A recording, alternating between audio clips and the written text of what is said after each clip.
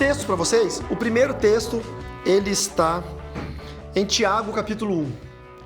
Depois a gente vai falar sobre uma parábola que vocês conhecem muito, que é a parábola do semeador, mas aí eu quero pegar um pedacinho da parábola do semeador para fazer o vínculo com Tiago, capítulo 1, ok? Louvado seja o nome do Senhor Jesus. Esse final de semana agora, sábado e domingo, nós teremos na nossa igreja de Palmas o Projeto de Vida 2026. O tema do ano 2026 é Santidade ao Senhor. Santidade, em todas as áreas. A gente falou de dinheiro, santidade financeira. Casamento, santidade relacional. Os jovens, santidade na sua juventude. Quem é empresário, santidade da sua empresa. Faça as coisas com santidade. Nós conseguimos demonstrar o caráter de Cristo para a sociedade, para aqueles que não são crentes, através da demonstração da fé e da santidade. Quando o cara não é crente, ele vê que você é santo, ele fala assim, já vi muito crente pilantra, mas aquele ali, ó. Entendeu? Eu já ouvi muita gente fazer isso. Não gostava de crente e tal, mas esse aqui é diferente, hein? Esse crente é diferente. Então que a gente, através da santidade ao Senhor, sejamos estes dos quais aqueles que não gostam dos cristãos apontem e digam, eu não gosto de crente, mas esse aqui é diferente. Por quê? Você é o cara correto, faz tudo certinho. Eu precisava de uma ajuda, ele se ofereceu, ele ajudou, não me cobrou nada. Não, te levo lá, quanto que é o combustível? Não, nada. O crente, né? Servindo aos outros. Então, esse final de semana. Aí, semana que vem, eu vou trazer para vocês a pastinha do Projeto de Vida e a folhinha do pedido de oração para vocês fazerem também. Tá bom? Terça que vem.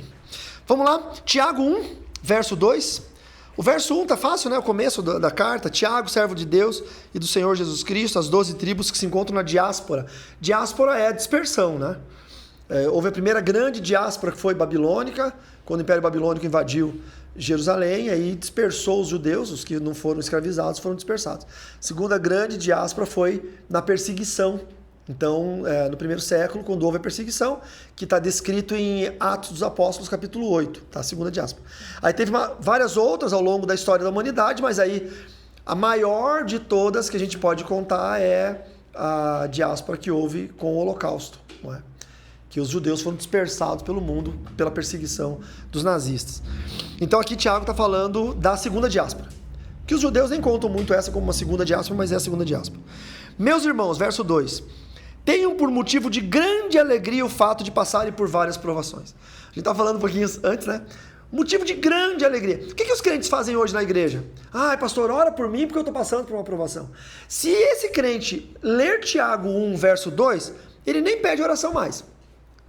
Porque ele está passando por provação, aí Deus vai lá e fala para ele, antes de você falar com o seu pastor, fala comigo primeiro. Fala, Senhor, eu tenho uma palavra para o teu coração. Amém, Senhor. Aí Deus fala, abre Tiago 1:2. Aí ele lê. Meus irmãos, tenham por motivo de grande alegria o fato de passarem por várias provações.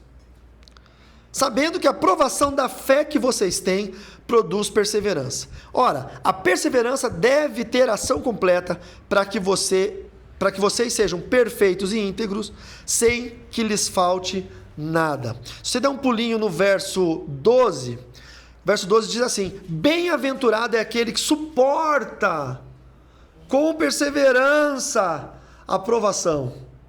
E aí pode ser qualquer provação. Tem gente que venceu um câncer, recebeu a notícia, acho que todos os estágios do câncer são terríveis. Porque o primeiro estágio é a notícia, né? Você tem uma doença que pode te matar. Aí vem, né? Aí vem os outros estágios, que é os exames, aquele troço todo. Aí a oração, a fé, a dúvida. Sabe se essa doença vai me levar ou eu vou vencê-la? Qual que é o plano de Deus para mim? Todos os estágios. Aí a pessoa vai. Aí no final, foi curado, daí passa um tempo lá, que daí faz a quimioterapia e tal. Aí daí tem um tempo, toma um remédio. Aí eu vi um vídeo na internet de uma jovem senhora, deve ter minha idade, um pouco menos, careca, né? Tinha terminado a quimioterapia e ela estava na rua com o carro dela e um cartaz colado no carro dela, assim, buzine, se você estiver feliz porque hoje foi minha última quimioterapia e eu venci o câncer. Aí, lá na Marginal Tietê, assim, todo mundo buzinava e todo mundo passava filmando ela. Parabéns! E ela dirigindo, assim, um fusquinha, sei lá que carro que era, feliz da vida. ela suportou com perseverança a provação. A gente pode dizer que é uma bem-aventurada. Não sei se é uma crente ou não, mas enquanto indivíduo, enquanto ser humano, é uma bem-aventurada. Porque depois de ter sido aprovado, receberá a coroa da vida, a qual o Senhor prometeu aos que o amam. Irmãos, qual que é o grande lance aqui desse texto que nós estamos falando, né? A provação, toda provação, ela vai ter o resultado, que é uma reprovação ou uma aprovação. De forma bem clara, colégio, prova, tu é reprovado ou tu é aprovado, não é? Tu está terminando o doutorado ou já terminou? Terminando. Está terminando? Vai ser aprovado, com certeza, mas tem uma chance de chegar lá no final, dar alguma coisa, não é? Joel está terminando mais uma graduação, pode ser aprovado, pode ser reprovado. Mateus está fazendo faculdade, mais alguém está estudando nesse período? Davi está estudando? E aí pode ser aprovado, pode não. Claro que ninguém entra numa faculdade, ou numa escola, ou num curso técnico, falando bem assim, ó, eu quero estudar, mas não vem com prova. Nem nessa meleca desse ensino de hoje em dia, que você pode reprovar em 5 matérias que a escola te passa. Né? Se você pagou, te passou. Nem nessa meleca dessa qualidade de ensino hoje em dia, ainda você vai ter que passar em alguma coisa. Não é? A Fran falou pra mim, amor, você não quer fazer mais uma graduação? Eu falei, eu quero, mas eu vou ter que fazer estágio. Eu não quero fazer estágio. Na idade que eu tô, fazer estágio. Muito obrigado. Então eu não quero essa aprovação para não ter que passar pela necessidade da aprovação. Agora, se você precisa da aprovação, em qual área for, saiba, querido, que você vai ter que passar pela prova. Então a vida do ser humano, principalmente do cristão, é uma vida que passa por provas. Cada momento de dificuldade é uma prova em uma área. A pessoa que venceu uma doença é uma prova numa área. A pessoa que venceu um abandono é uma prova numa área. Não é? Eu tenho uma história muito triste de abandono, né? Minha mãe abandonou meu pai quando eu tinha 5 para 6 anos.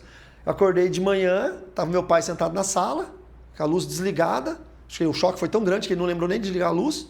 Era uma madrugadinha, o dia estava nascendo, com papel na mão. E eu falei, cadê a mãe? Porque minha mãe, eu era pequenininho, minha mãe fazia o café e tal. Daí ele entregou um papel na minha mão e disse, a tua mãe te abandonou. Ele não falou, a minha esposa me abandonou. Ele jogou tudo nas minhas costas. Tua mãe te abandonou. Que não deixava de ser uma verdade também. Então, assim, eu tive que passar por isso. Claro que com criança é mais fácil. Não precisei de terapia nem nada. Acho que a vida me ajudou. Agora, se fosse tipo depois de velho, é complicado, né? Depois de velho. Tudo depois de velho é mais difícil. Você cansa mais rápido, você recupera mais difícil. Mas eu passei por uma aprovação. E por muito tempo, acho que até hoje, com quase 50, daqui um mês eu faço 50, ainda tenho medo da rejeição, aquela ansiedade antecipatória de algum fato que eu possa entrar em alguma situação que o meu cérebro pense, vai ter alguém dizendo que você foi deixado, né? Abandonado, que alguém te abandonou. É bem complicado isso, é bem complicado. Então, mas é uma aprovação. E isso me fez andar em áreas da minha vida adulta que eu não conseguiria andar sem isso. Eu venci, eu fui aprovado por Deus. Eu consegui passar por isso. Ah, pastor, mas eu já passei por dificuldade. Eu passei por desertos, irmãos. Vocês não têm ideia dos desertos. E cada deserto que você passa na vida e você consegue sobreviver a ele, você é aprovado. Você tem mais um carimbinho. Esses dias atrás eu fui no mercado, tem um senhorzinho ali, o seu Mariano, que é um senhor de idade, que os mercados contratam pessoas já aposentadas para dar uma renda melhor e tal. O seu Mariano tem um crachá, né, com o nome dele, como todo funcionário. Tinha 9 bottoms no crachá do seu Mariano. Eu falei, seu Mariano, o que é isso aí? Esses bottoms todos estão na promoção. E ele falou, cada bottom é um elogio de um cliente que foi lá no gerente me elogiar. Eu falei, então fui eu que dei. Porque eu fui falar bem do senhor pro gerente. Eu falei, é meu. Aí ele pegou e estendeu a mão e falou, muito obrigado, muito obrigado. Ó, já são 9. Imagina quanto cliente mal educado ele atendeu. Quanta gente de mal com a vida. Quanta gente que não gosta de velho. Tem gente que não gosta de criança. Tem gente que não gosta de velho. Quanta gente que tratou ele com desprezo, com desdém. Mas ele suportou essa provação. Você vai lá no celeiro Itália, o funcionário que mais tem os tiquetinhos lá de bônus é ele. Então, toda a vida você vai passar por provação. E aí, então, Tiago, vocês sabem, é irmão de Jesus, que só se converteu depois da ressurreição de Cristo. Tiago conviveu com Cristo, estava assim, tipo, será se ele é Deus mesmo? Não deve ser, eu já joguei bola com ele, não é possível. É meu irmão, não é? Porque vocês sabem que Lucas diz, Lucas capítulo 2, se vocês abrirem, vou abrir aqui na outra Bíblia, para não confundir aqui o meu texto. Lucas capítulo 2, vejam aí o que diz. Nascimento, né? De Jesus. Aí diz assim, verso 7. Então Maria deu à luz o seu filho primogênito e enfaixou o menino. O que significa alguém que tem um filho primogênito? É o primeiro de outros. Então, se a história já sabia que Maria tinha outros, chamou Jesus de primogênito, porque ela teve outros. Se Maria tivesse tido apenas um filho, teria sido o unigênito. Jesus é o unigênito do Pai e primogênito de Maria. Então, Tiago é filho de Maria, irmão de Jesus.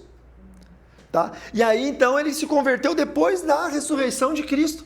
E aí ele vem como um doutrinador da igreja. A Epístola de Tiago fala muito sobre fé, santidade, suportar provação, perseverança, porque ele veio como um doutrinador da igreja. Aí o irmão de Jesus diz assim: meus irmãos, tenham por motivo de grande alegria o fato de passarem por várias provações, sabendo que a provação da fé que vocês têm produz perseverança. E lá o 13 ou 12, bem-aventurado é aquele que suporta com perseverança a provação, porque depois de ter sido aprovado, receberá a coroa da vida, a qual o Senhor prometeu aos que o amam. E a coroa da vida, ela é entregue a você em vida. Ou seja, essa coroa da vida, ela é a bênção que te alcançou, é aquilo que você recebe em vida. Quando você pega 1 Pedro, capítulo 3, verso 7, se você puder abrir aí 1 Pedro, capítulo 3, verso 7, alguém puder ler para mim, por favor?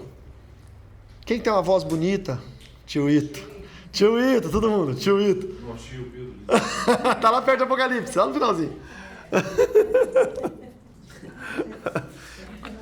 Depois Tito lê Tito 1,15. Aos puros e impuros, né? Aos puros tudo é puro, aos impuros e devassos nada é puro. 1 Pedro, capítulo 3, verso 7. Lá pertinho do Apocalipse.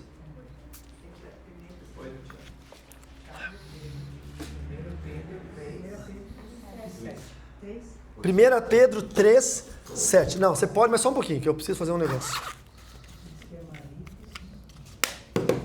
Tá saindo a gravação. Fala perto do microfonezinho. Bota perto dele lá. Pra voz sair. Que o pessoal não tá... Essa é a voz que o Brasil ouviu na propaganda da Odonto Care. Não. Oftalmo Care. Avenida Miruna, 648. 648. São Paulo. Igualmente vós, maridos, coabitai com elas, com entendimento, dando honra à mulher, como vaso mais fraco, como sendo vós os seus co-herdeiros da graça da vida, para que não sejam impedidas as vossas orações. Olha só essa fala, co-herdeiros da graça da vida. O que é graça? É um favor não merecido. Só que a graça que a Bíblia nos ensina é o favor não merecido dado por Deus através do sacrifício único de Jesus, porque o salário do pecado é a morte, então eu sou pecador, eu preciso morrer. Aí Deus vem e fala assim, não, você não precisa mais matar um cordeiro para aplacar a ira de um Deus irado e o furor da divindade, e que durante esse ano você não morre, mas ano que vem você tem que fazer de novo. Não, eu vou deixar com que o meu filho Jesus, único, unigênito do Pai, morra em favor de todos, como cordeiro único, cordeiro de Deus, tira o pecado do mundo. Então isso é graça salvífica. Nós estamos falando de salvação. Mas por que Pedro fala graça da vida? Porque existem favores que nós recebemos de Deus em vida. Favores que nós não merecemos. A pessoa que não merecia ter um filho, a mulher era estéril, mas ele é tão devoto e Deus resolveu dar um filho a ele. A pessoa que não merecia ter algo na vida, a pessoa que não merecia, por que não merece, pastor? Porque não faz por merecer. Tem coisa que você recebe porque você plantou, é a lei da semeadura, você só colhe o que você planta. Tem gente que plantou tanta coisa ruim, e deveria colher sabe, toneladas de coisas ruins. Mas ele se converteu e gerou uma santidade tão grande na vida dele, que a graça da vida o atinge e ele não colhe aquelas coisas ruins que ele plantou. Deus tem misericórdia dele. A misericórdia, ela é algo tão poderoso, que eu separei um versículo para vocês, que está em Tiago capítulo 2. Tiago capítulo 2, no verso...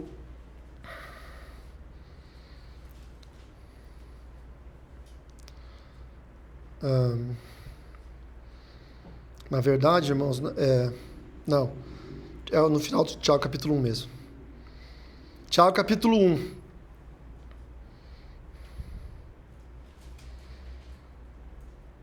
Eu perdi o versículo agora. Mas eu vou achar porque eu separei ele para vocês. Que eu falei com o Mateus hoje, antes da gente vir. Mateus, lembra? Era 1 ou 2, né? Que é misericórdia. Eu vou achar, irmãos, tenho fé. É que eu estava com a minha outra Bíblia. Eu quero que foi você que leu, senão não teria na minha Bíblia. Ah, não, então é Tiago 3. Não, é. Puxa, a hora que eu achar eu mostro para vocês. Porque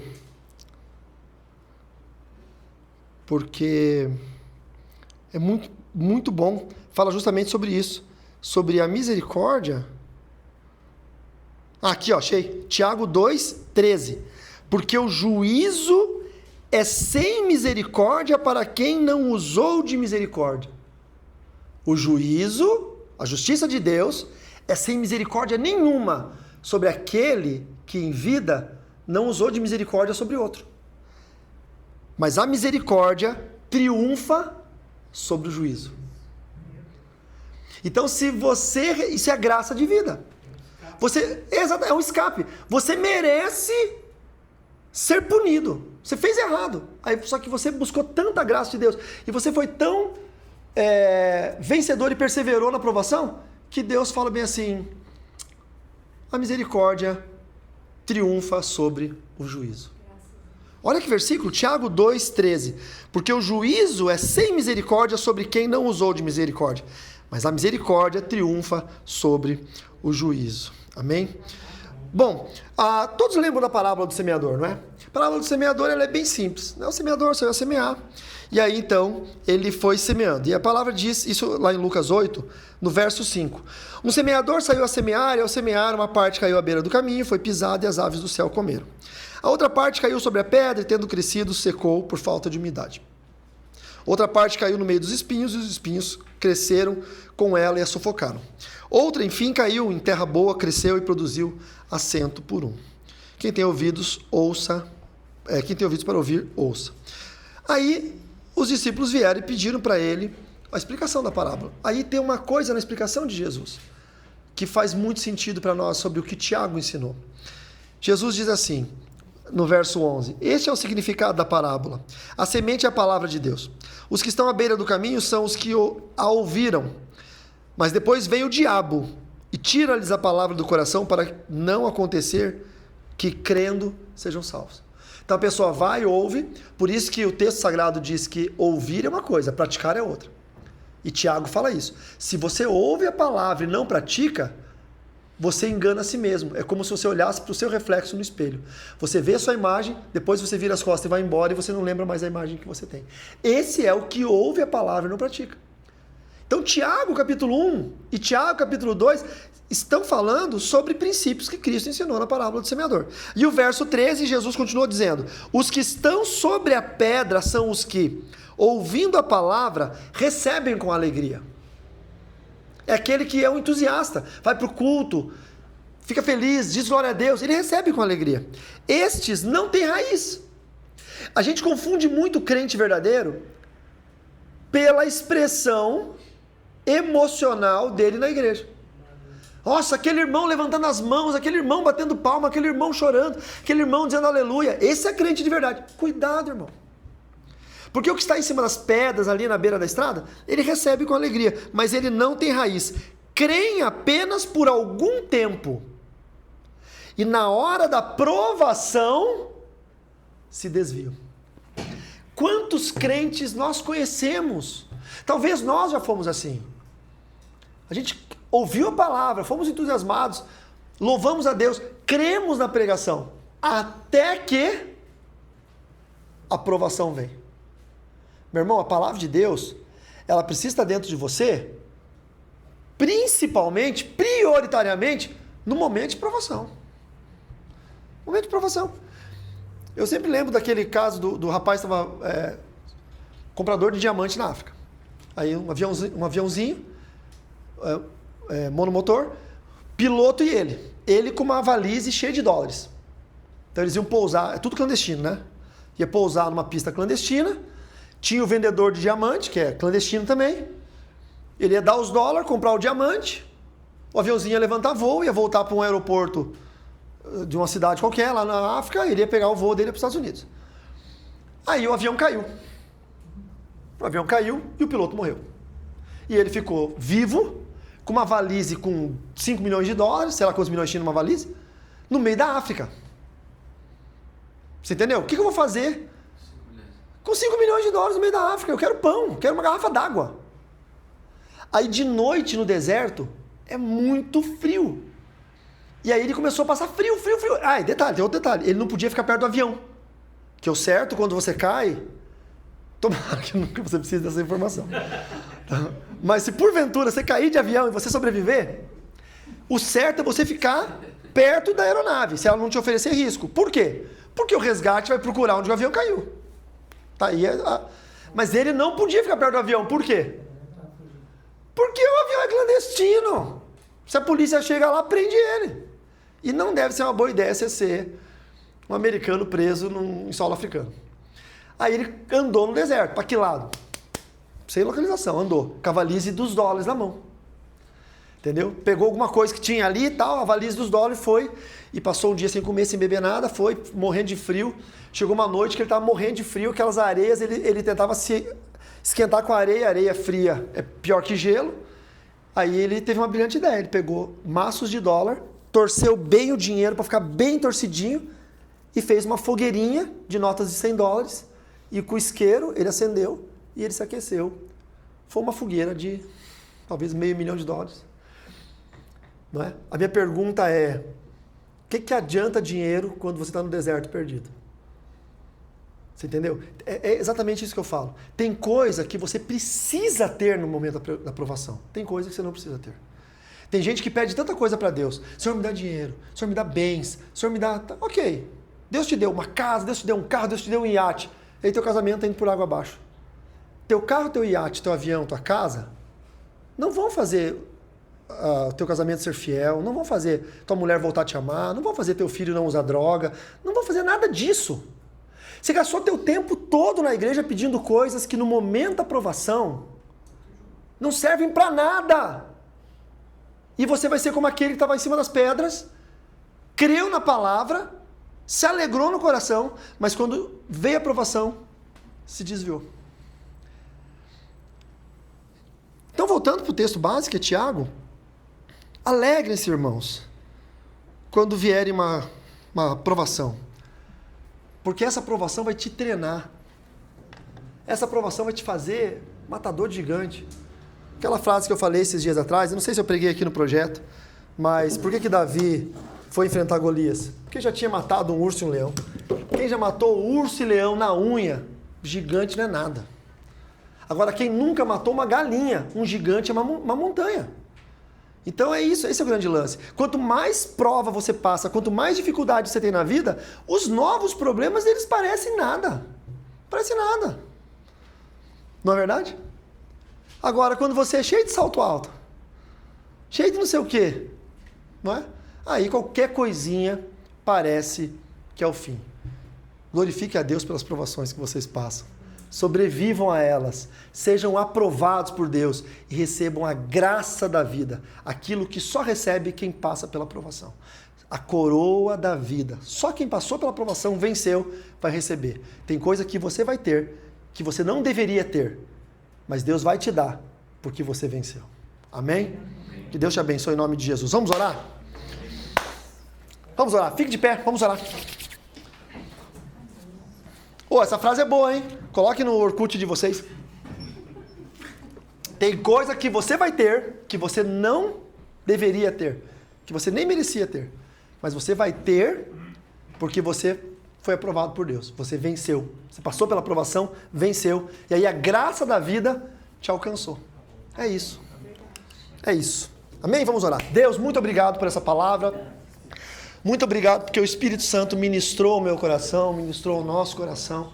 Obrigado, Senhor. Muito obrigado. Obrigado porque, assim como Tiago, irmão de Jesus, falou, assim como Lucas retratou nas falas de Jesus, na parábola do semeador, assim como Pedro falou sobre o casamento, que o homem e a mulher que vivem a vida comum do lar, eles recebem a graça da vida.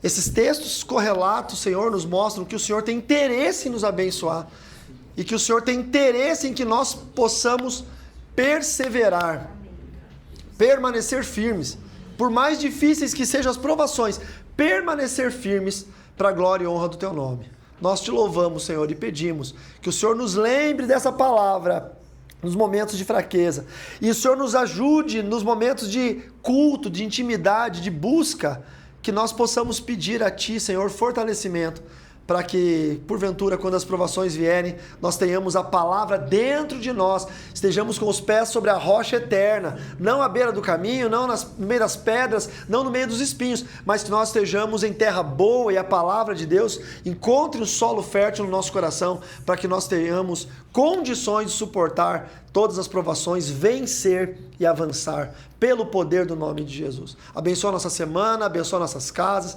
aqueles que trabalham com comércio, Senhor, agora começa o mês de dezembro, que seja o melhor mês de dezembro da história do comércio dos Teus filhos, que eles prosperem, Senhor, que tenham vendas abundantes, sobrenaturais, que possa ser glorioso o testemunho dos Teus filhos, da fidelidade, da graça do Senhor sobre eles. Aqueles que vão passar por um mês de trabalho dobrado, que o Senhor dê forças a eles, que o Senhor possa recobrar todo o descanso e que o Senhor possa também fazer nos termos um mês de dezembro abençoado debaixo das Tuas bênçãos, em nome de Jesus. Amém e amém. Amém.